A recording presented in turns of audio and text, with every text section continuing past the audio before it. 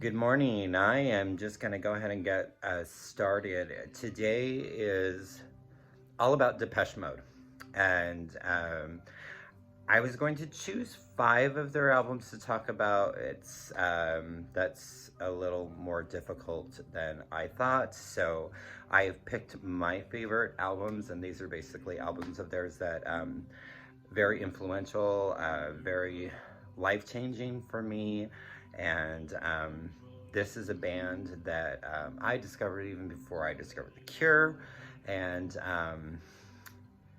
they're a band that literally changed my life in what I thought music should sound like, what I thought music should feel like, their lyrics, I mean, just as a whole, this is truly one of the greatest bands to ever exist, in my opinion.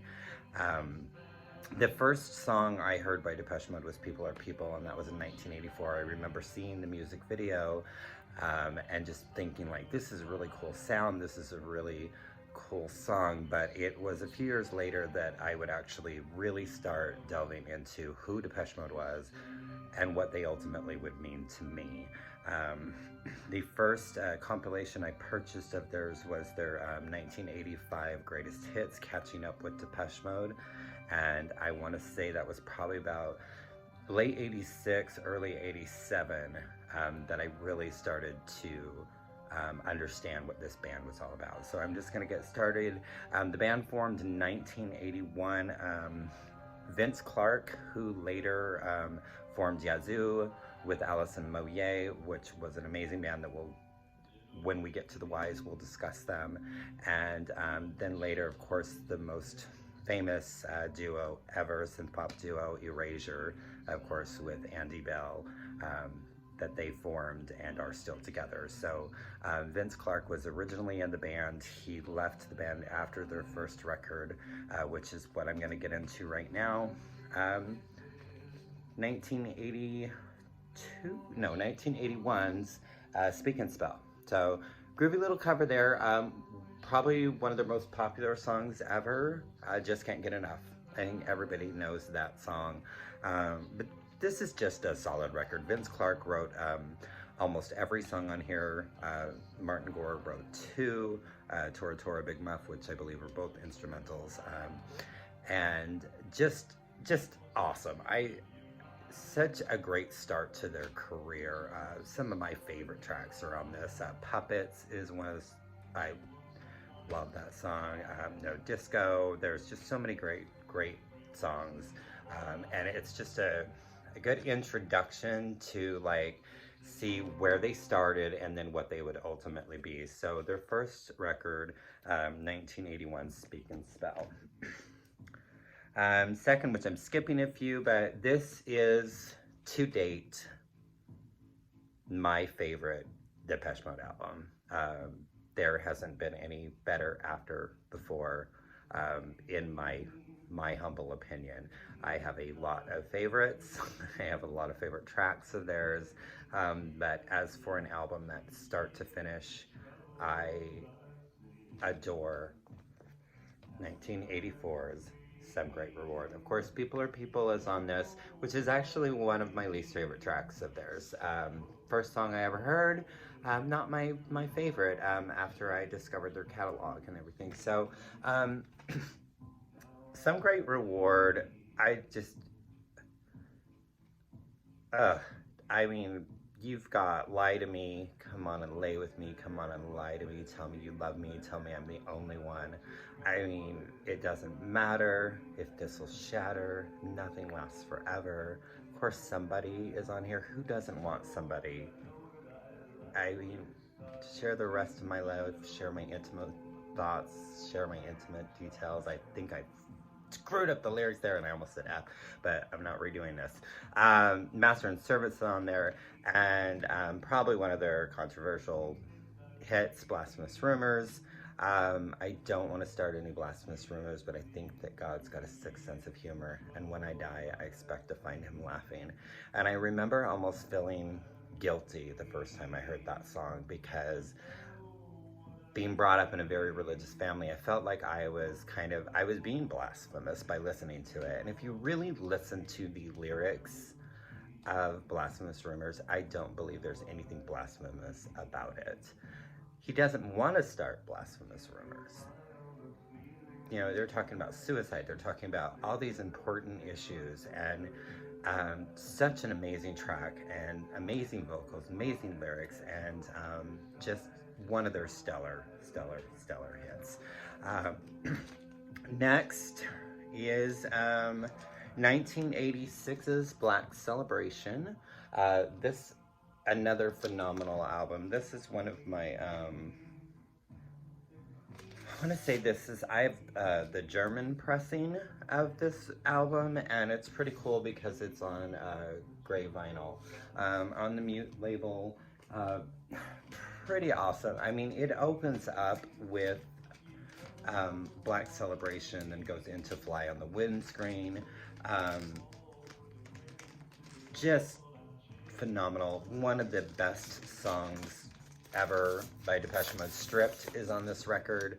I have very fond memories of that song. I remember driving around Seattle with, which was many years after this record was released, but just kind of the pure influence of that song, with my girl Christy in the Barbie car and driving through Alki Beach and just blaring Stripped and Let Me See You Stripped down to the bone.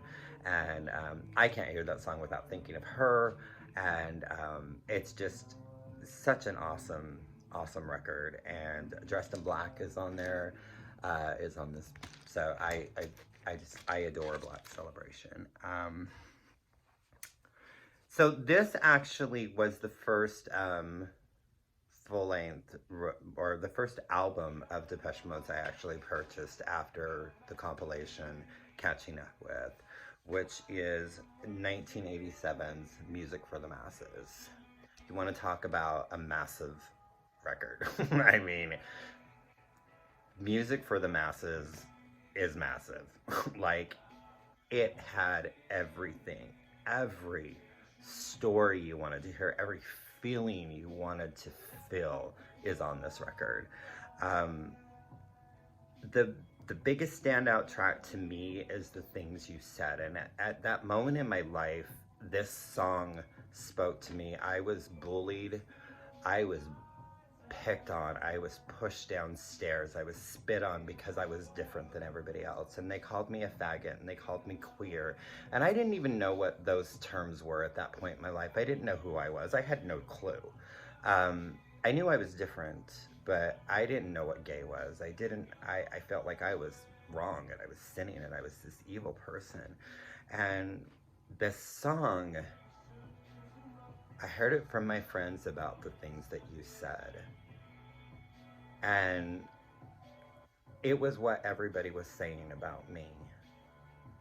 And it spoke to me in so many ways that I find it hard to describe in words exactly what that song did for me at that moment in my life. My friends were everything to me. I am still friends with most of them. They surrounded me with love and hope, and that people actually did like me, and people actually did care about me, and they cared about what I had to say, and they knew me. They knew my weaknesses. I never tried to hide them. And I mean, it was a long time before my friends actually really did know who I was, because I was 22 years old when I came out of the closet. And they were surprised, and they all wrapped their arms around me, and they loved me unconditionally, and they still do. And so that will always be a special song to me. It reminds me of that hope, and that what they meant to me, but also what those bullies and those people who didn't understand who I was as a human being, and because I was different, and I listened to music that they didn't understand, and I had style that they didn't understand, they labeled me. And because of them labeling me, it took me a very long time to accept who I was. And I didn't want to accept who I was. I wanted to be straight. I wanted to be normal. And it took me a very long time to accept who I was. And that song helped me and still helps me to this day. So 1987's Music for the Masses, a pretty phenomenal record. This is the album I love to hate. And the album that skyrocketed Depeche Mode. Like, everybody knew who they were after this record came out. And that is 1990's Violator. I despised this record. And I will explain to you why I despised this record. Because when Violator came out, all of a sudden everybody knew who Depeche Mode was. And I was pissed. They're my special band. They belong to me.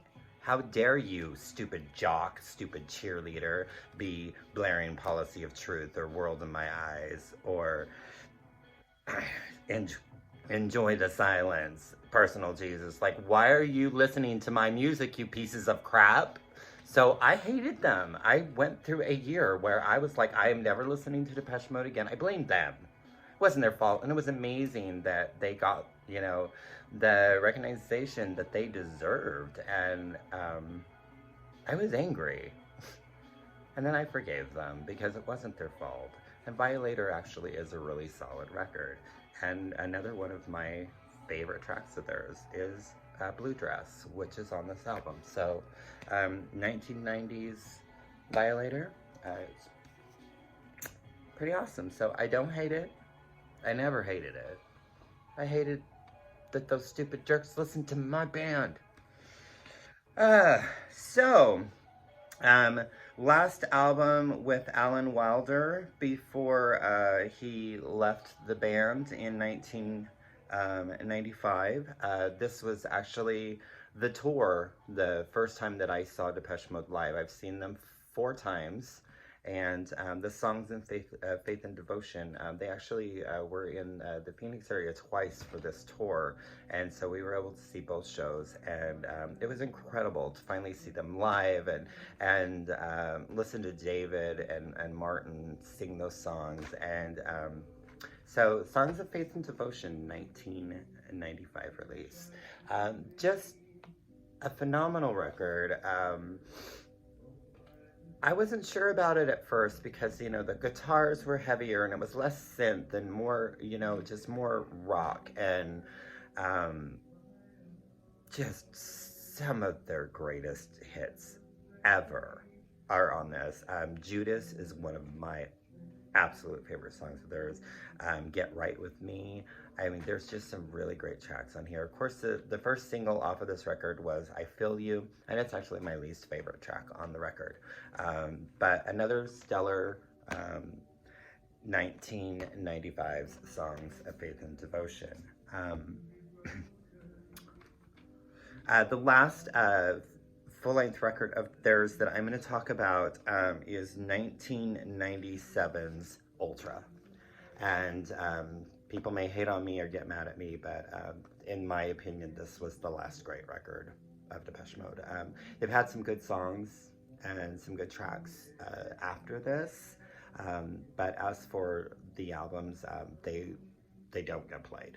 I'm probably going to try to explore here in a little bit and maybe listen to those albums again, but there's some standout tracks on some of the later efforts, but I just I wasn't feeling it.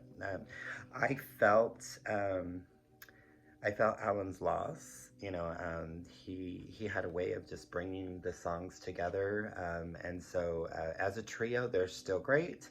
So this is the first album as a trio, and it's spectacular. I mean, It's No Good, Home.